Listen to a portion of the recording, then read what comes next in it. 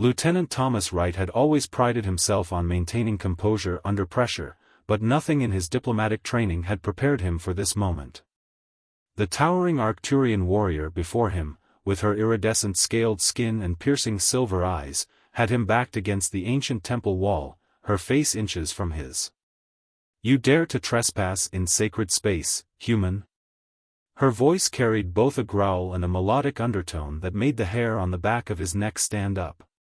Captain Valera Keth, as her insignia identified her, stood nearly 7 feet tall, her ceremonial armor adorned with symbols of her many victories. "Captain Keth, there's been a misunderstanding," Thomas managed, keeping his voice steady despite the plasma blade humming dangerously close to his throat. "We received permission from your Science Council to study these ruins. I have the documentation." "The Science Council does not speak for the warrior caste in matters of sacred sites," she snarled, though Thomas noticed her blade didn't move closer. "These temples hold the secrets of our ancestors. They are not for outsiders to probe and analyze like common artifacts." The mission had gone sideways the moment his research team discovered the hidden chamber. What was supposed to be a routine archaeological survey, a gesture of goodwill between Earth and the Arcturian Empire, had turned into a diplomatic nightmare. The rest of his team had been escorted out by Valara's warriors, but she had cornered him before he could reach the exit. "Then let me prove our intentions are honorable," Thomas said, slowly reaching for his tablet. "The patterns we've discovered suggest these temples weren't built by the Arcturians alone. They might be evidence of an even older civilization, one that influenced both our species." Valara's silver eyes narrowed, but curiosity flickered across her features. The Arcturians were proud of their heritage, but they were also scientists at heart, despite their warrior culture. "Explain," she commanded, withdrawing the blade just enough to let him breathe more easily. Thomas pulled up the holographic display, showing the comparative analysis his team had compiled. "These symbols appear in ancient human ruins as well. The mathematical principles, the architectural design, they're too similar to be coincidence." Her free hand moved with surprising grace as she manipulated the holographic display, examining the evidence. Thomas found himself studying her face, noticing how her scales shifted color slightly with her changing emotions, something he'd read about but never seen up close. "This is troubling," she finally said, though her tone had lost some of its edge. "Our histories speak of the Star Shapers, those who came before, but we believed they had chosen the Arcturians alone as their successors." "Maybe they chose all of us," Thomas suggested. "Different species, different paths, but connected by something greater than." The ground beneath them shuddered. Valara's blade disappeared as she instinctively reached out to steady him, a warrior's reflex to protect, even if he was technically her prisoner. The wall behind them began to glow, lines of ancient script illuminating in a cascade of blue light. "By the first stars," Valera breathed. "The temple is awakening." Before either could react, a pulse of energy erupted from the wall, enveloping them both in a cocoon of shimmering light. Thomas felt a strange warmth spread through his body, accompanied by fragments of alien thoughts and emotions that weren't his own. He caught glimpses of Valara's memories, her first victory in combat, her secret passion for ancient poetry, her grudging respect for humans' adaptability, and realized she must be experiencing the same with his memories. The light faded as quickly as it had appeared, leaving them both gasping. Thomas found himself supporting Valera now, her impressive frame leaning against him as they recovered from whatever had just happened. What was that?" he asked, his voice hoarse. Valera straightened, but didn't move away immediately. Her scales had taken on a new pattern, subtle swirls that seemed to mirror some of the temple's designs. "The binding," she said, her voice mixing awe and concern. "It's spoken of in our oldest legends. The Star Shapers left devices meant to activate and they found worthy vessels for their legacy." Thomas felt a lingering connection between them, faint but undeniable. "Worthy vessels for what?" "Unity," she replied, finally stepping back, though her eyes remained locked on his. The legends speak of bridges between species, but... She trailed off, her scales shifting to a color he hadn't seen before. The temple rumbled again, more violently this time. Debris began falling from the ceiling, and the glowing script started to fade. "We need to leave," Valera announced, switching seamlessly back into warrior mode. But instead of threatening him, she grabbed his hand. "Together. The temple is collapsing, and we are now bound by forces beyond either of our civilization's understanding." They ran through the crumbling corridors, Valara's superior strength helping them clear obstacles while Thomas's quick thinking guided them through the maze-like structure. They emerged into the purple light of Arcturus Prime's twin suns just as the temple entrance collapsed behind them. Valara's warriors and Thomas's research team stared in shock at their leaders emerging hand in hand from the chaos. Thomas realized they were still connected and began to pull away, but Valara's grip tightened. "The old ways have spoken," she announced to her warriors, who immediately dropped to one knee. "The Star Shapers have chosen their vessels." Thomas felt the weight of destiny settling onto his shoulders, along with something else, a subtle change in his awareness of Valera, and hers of him. Whatever the ancient device had done, it had irrevocably altered them both. "Your Science Council and our diplomatic corps are going to have a field day with this," he muttered. Valera made a sound that might have been a laugh. "Let them debate and theorize. We are now part of something far older and greater than our current political squabbles." She turned to face him fully, her scales shimmering with that new, undefined color. "I sense this is only the beginning, Lieutenant Thomas Wright." Looking at her, feeling the echo of her thoughts and emotions mingling with his own, Thomas knew she was right. Their lives had become entangled by ancient forces neither of them fully understood, and somehow, he was oddly at peace with that fact. "Please," he said, managing a smile, "call me Thomas. I have a feeling we're going to be seeing a lot more of each other."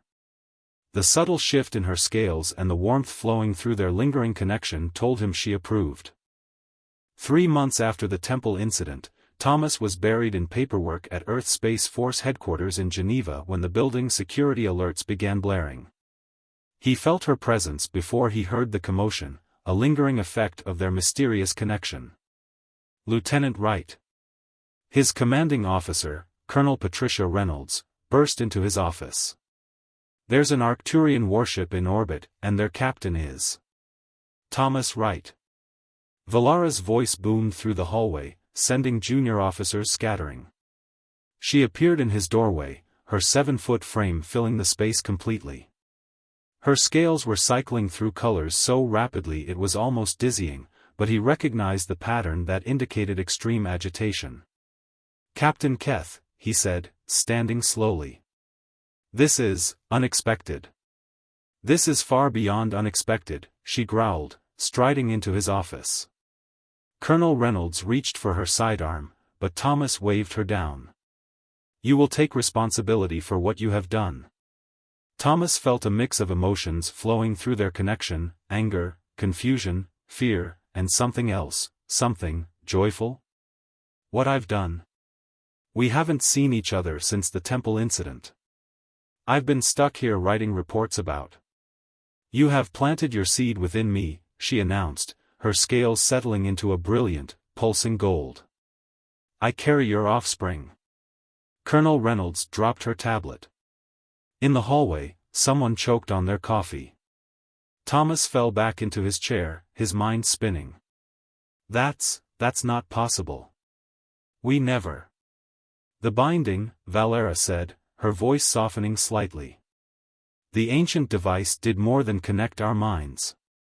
According to our medical scholars, it rewrote portions of our genetic code, making us compatible. I carry the first human Arcturian child in existence." Thomas loosened his collar, suddenly feeling very warm. We should. He took a deep breath. "Colonel, we're going to need the conference room. And possibly a direct line to the Secretary General. And the Arcturian High Council," Valera added. "They are displeased that I came here without authorization." But our warriors do not hide from consequences. Her scales shifted to a deep blue as she placed a hand on her armored midsection. Nor do we abandon our mates.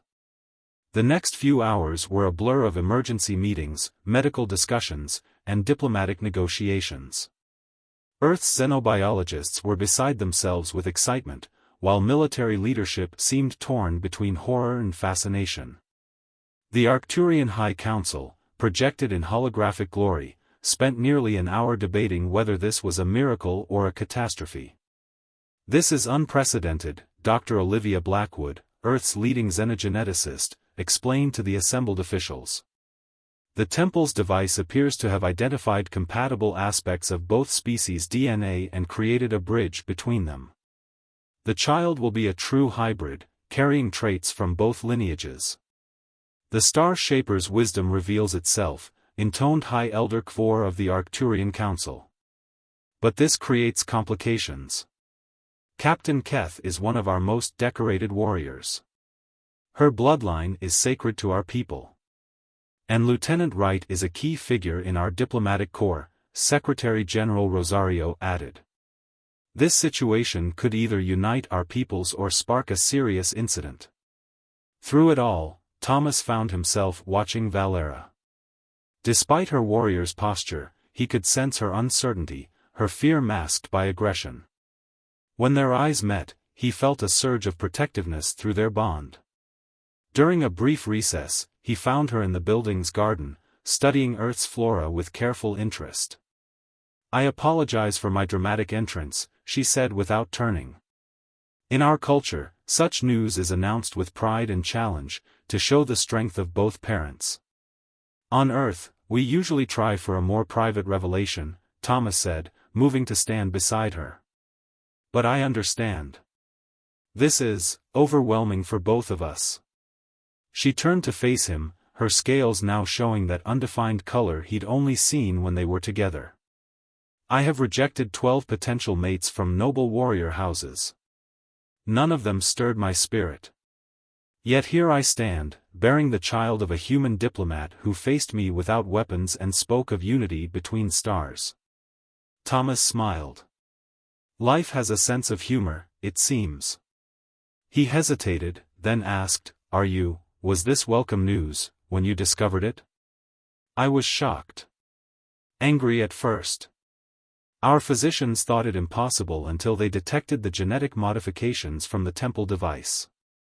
Her scales rippled with remembered emotion. "But then I felt the life growing within me, touched by both our essences, and I." She paused, searching for words. "In our legends, the Star Shapers chose special pairs to bridge the gaps between worlds. Perhaps we are not so different, you and I." "We're about to find out," Thomas said, gently taking her hand. Her scales were warm against his skin, and he felt her surprise and pleasure at the gesture. "Whatever happens, whatever this child becomes, we'll face it together. Though we might need to discuss some cultural differences in parenting styles. I'm assuming Arcturian warrior training usually starts pretty young?" Valera made that rumbling sound he now recognized as laughter. "Indeed. But perhaps we can find a balance between your diplomatic arts and our warrior traditions." Her free hand moved to her abdomen. "This little one will forge their own path between stars." The garden's peace was interrupted by Colonel Reynolds clearing her throat. "Sorry to interrupt, but the Arcturian High Council and Earth's leadership have reached some preliminary decisions about your situation." Thomas and Valera exchanged glances, their connection humming with shared determination. Whatever challenges lay ahead, they would face them as they had faced the Temple's collapse, together, bridging the gap between their worlds one step at a time. "We're ready," they said in unison, and followed the colonel back into the complex dance of politics, culture, and the unprecedented future they now carried between them. The ancient temple's ruins on Arcturus Prime had become a hive of activity. 1 month after Valara's dramatic announcement at Earth Space Force headquarters, both human and Arcturian scientists swarmed over the site, searching for answers about the mysterious device that had changed everything. Thomas stood at the entrance of the newly excavated chamber, watching Valera argue with a group of Arcturian elders. Even without their emotional connection, he could tell she was frustrated. Her scales had taken on the deep crimson shade that meant she was barely containing her anger. "The prophecies are clear," Elder Kvor insisted, his own scales a disapproving gray. "The Star Shaper's gifts were meant for the Arcturian people alone. This union defies our most sacred traditions." "Then perhaps our traditions need to evolve," Valera countered, one hand resting protectively on her slightly swollen midsection. "The device chose both of us. The child grows strong, carrying both bloodlines. How can you ignore such clear signs?" Thomas approached carefully, having learned when to intervene in Arcturian debates. "If I may, Elder, we've discovered something that might interest you." He activated his tablet's holographic display, showing the latest findings from the joint research team. "These glyphs we uncovered yesterday, they match patterns found in ruins on 3 other worlds, including Earth." Dr. Blackwood, who had insisted on personally overseeing the medical aspects of Valera's pregnancy, stepped forward with her own data. "And the genetic modifications we're seeing aren't random. They follow precise patterns that suggest the Star Shapers had a specific plan for compatible cross-species breeding." "Blasphemy," spat another elder, but Kvor raised a hand, his scales shifting to a thoughtful blue-green. "Show me," he commanded, moving closer to examine the evidence. As the scientists launched into detailed explanations, Thomas felt a gentle pulse through his connection with Valera. He turned to find her watching him with that unique color that belonged to them alone. "You're getting better at handling our elders," she said softly. "Though I still prefer your Earth diplomats. At least they don't quote 1,000-year-old texts to support their prejudices." "Don't be too sure about that," Thomas smiled. "Humans can be just as set in their ways. Yesterday, I received another, concerned message from the Traditional Family Values Coalition back on Earth. Their conversation was interrupted by a sudden commotion at the dig site. One of the human archaeologists came running up, her face flushed with excitement. "Lieutenant Wright. Captain Keth. We found another chamber, and you need to see this." The newly discovered room lay deeper than any they'd previously explored. Unlike the collapsed chamber where Thomas and Valera had been affected by the device, this one was perfectly preserved. The walls were covered in holographic displays that activated as they entered, showing scenes that made both human and Arcturian observers gasp. "It's a recording," Dr. Blackwood breathed. "From the Star Shapers themselves." The images showed beings of pure energy creating various species, including early humans and Arcturians. But what caught everyone's attention was the clear depiction of deliberate genetic markers being installed in both races, markers that would one day allow them to bridge the gap between species. "We were an experiment," Elder Kvor said, his scales pale with shock. "Part of a greater design." "Not an experiment," Thomas corrected, studying the glyphs beneath the images. "A hope. They saw potential in different species and left us the tools to find each other when we were ready." Valera moved closer to one particular image, showing what appeared to be a child of mixed heritage. "They knew this day would come. They planned for it." But as the implications of their discovery sank in, alarms suddenly blared throughout the complex. Security feeds showed ships entering orbit, vessels that belonged to neither Earth nor the Arcturian Empire. "The purists," Valera snarled, her warrior training taking over. "Both human and Arcturian extremists who oppose any cooperation between our species.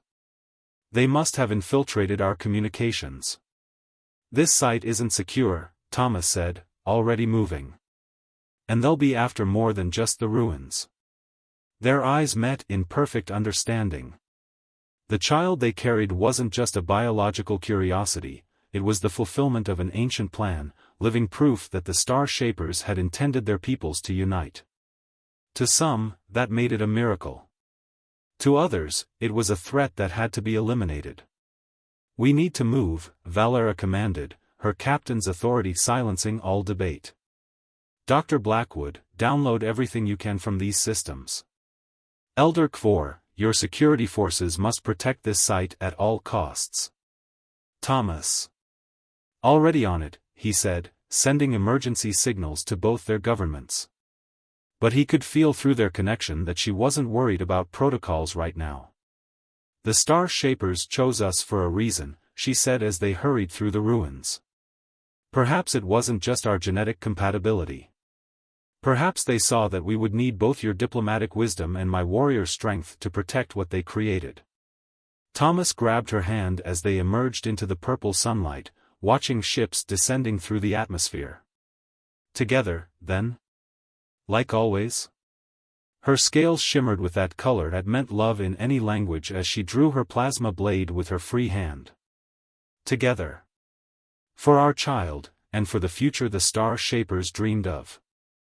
Behind them, Dr. Blackwood and her team rushed to preserve the newfound knowledge while Arcturian warriors took defensive positions.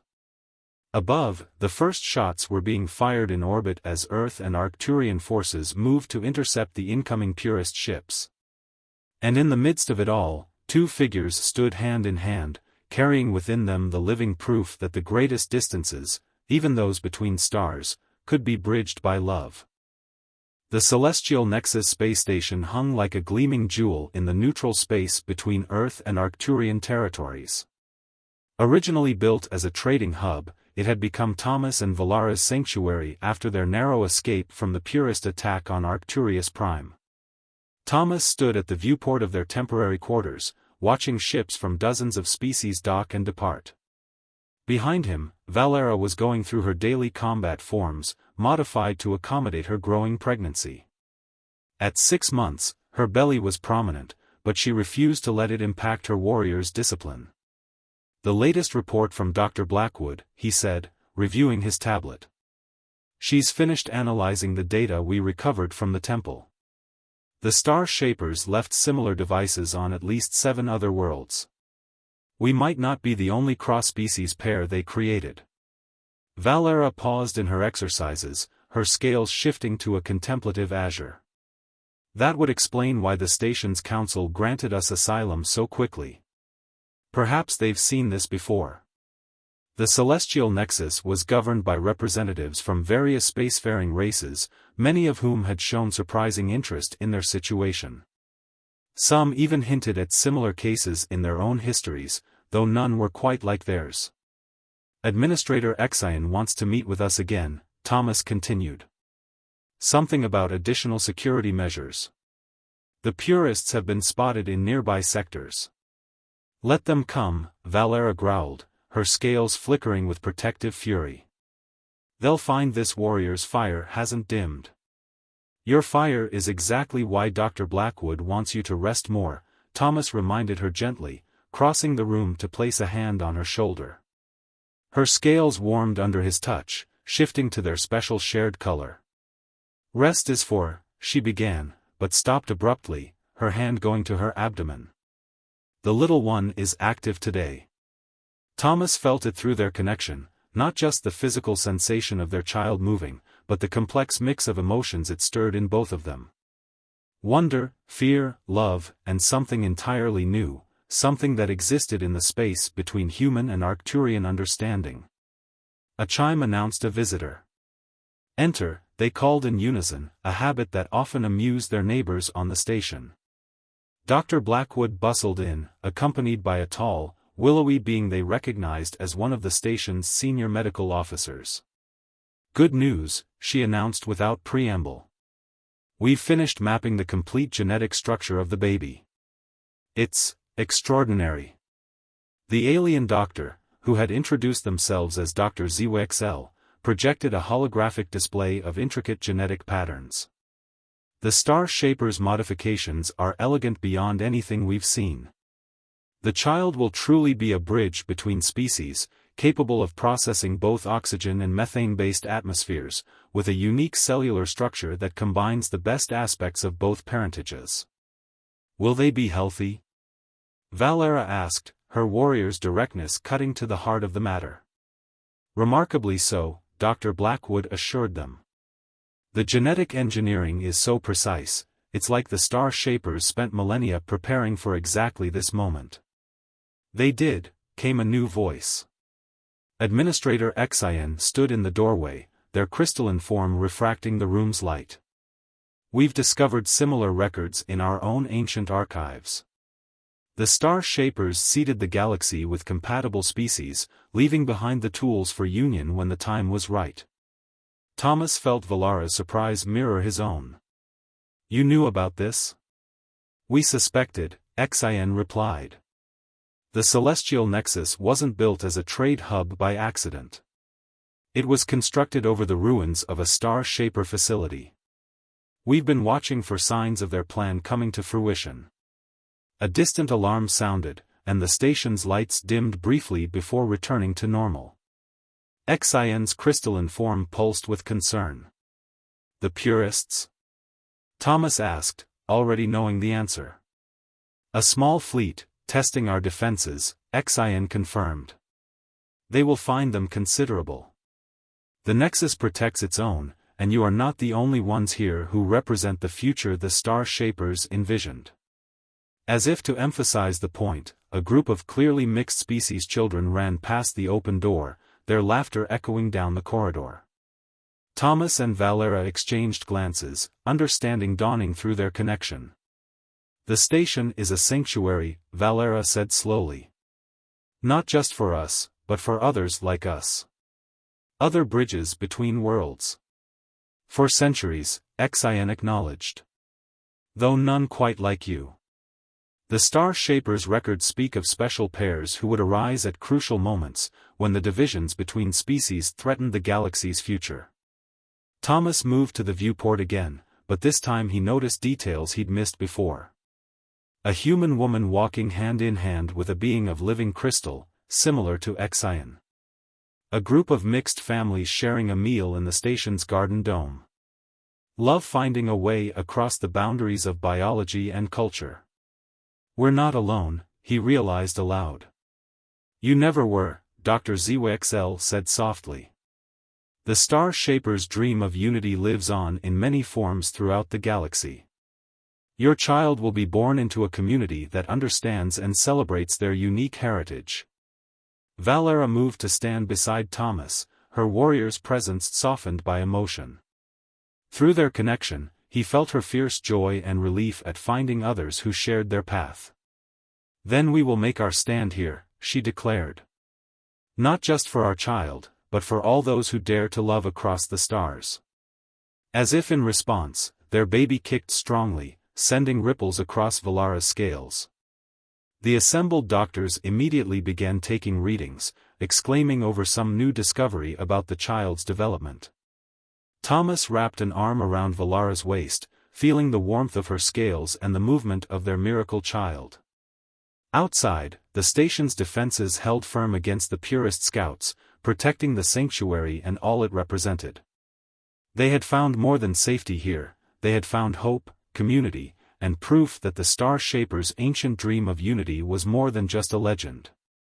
It was being born anew in every child who carried the heritage of multiple worlds in their genes and the love of different species in their heart.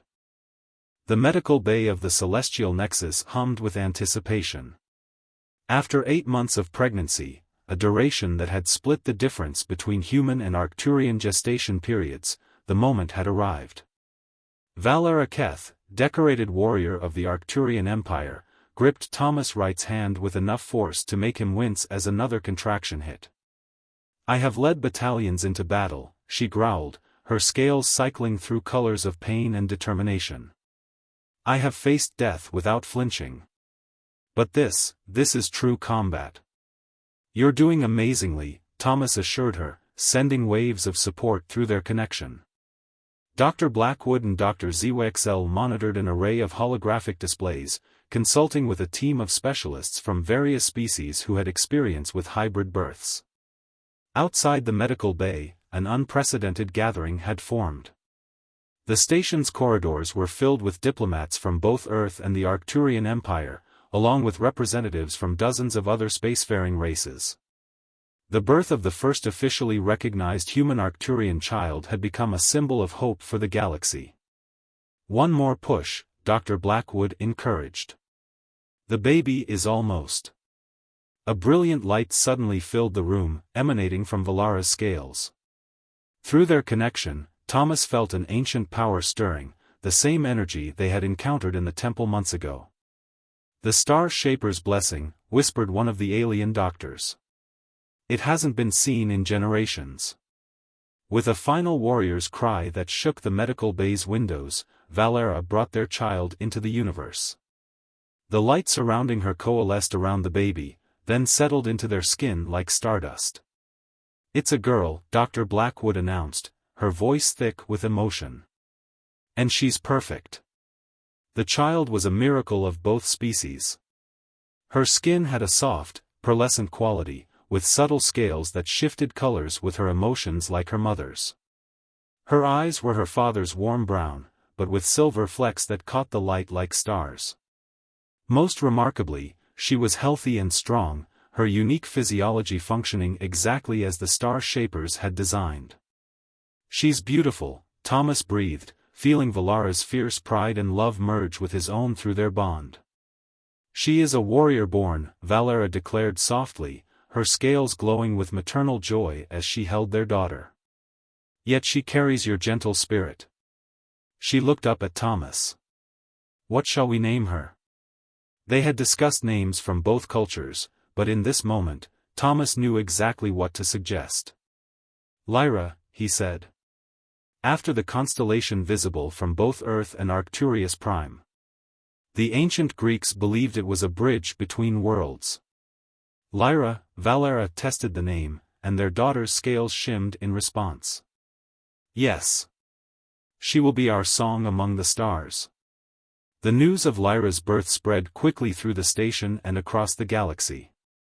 In the diplomatic quarters, centuries of tension began to thaw as representatives from both worlds shared in the celebration. Even some former purists, seeing the miracle of this healthy, beautiful child, began to question their hardline stance. Administrator Xian personally broadcasted the announcement, "Today, we witness the fulfillment of the Star Shaper's vision. Not the domination of one species over others, but the harmonious union of different peoples, creating something new and wonderful." In the following days, as Valara recovered with her warrior's resilience and Thomas learned the intricacies of caring for a half-Arcturian infant, their quarters were flooded with gifts and messages from across known space. Other mixed-species couples on the station brought their children to meet Lyra, showing her that she was not alone in her unique heritage. The Arcturian High Council, after much deliberation, declared Lyra a true daughter of their people, while Earth's governments granted her full citizenship rights. She would be a child of two worlds, free to walk both paths. One evening, as their daughter slept peacefully in her specially designed crib, Thomas and Valara stood at their favorite viewport, watching the stars. "The Star Shapers chose well," Valara said, her scales showing their special shared color. "Not just in making us compatible, but in choosing you as my mate. You've shown the strength of a true warrior, Thomas Wright. And you've shown the heart of a diplomat," he replied with a smile. "Even your father was impressed when you negotiated that trade agreement last week." "Our daughter will need both," Valara mused, watching Lyra's scales shift in her sleep. "The galaxy is changing. The old barriers are falling. She will help build the bridges between worlds that the Star Shapers dreamed of." A soft chime announced another visitor, Elder Kvor, who had become one of their strongest supporters after the revelations at the temple. The old Arcturian scales showed formal respect as he entered. "The first of the new treaties has been signed," he announced. "Earth and Arcturus Prime have agreed to establish a permanent cultural exchange program. Young warriors and diplomats will train together, learn from each other. And..." He paused, his scales showing amusement. "They have asked if you would consider teaching the first class." Thomas and Valara exchanged glances, their connection humming with shared purpose. They had created more than just a child, they had helped birth a new era of understanding between peoples. We would be honored, they said together. In her crib, Lyra stirred, her scales shifting to match her parents' shared color. She was the dawn of something new, a bridge between stars, proof that love could transcend the boundaries of species and space. As her parents moved to tend to her, their own scales and skin glowing with the lingering blessing of the star shapers, the ancient dream of unity lived on, one small miracle at a time. Outside the station's walls, the galaxy continued its eternal dance, but now with a new song added to its harmony, the song of bridges being built, of barriers falling, and of love proving stronger than the cold distances between stars.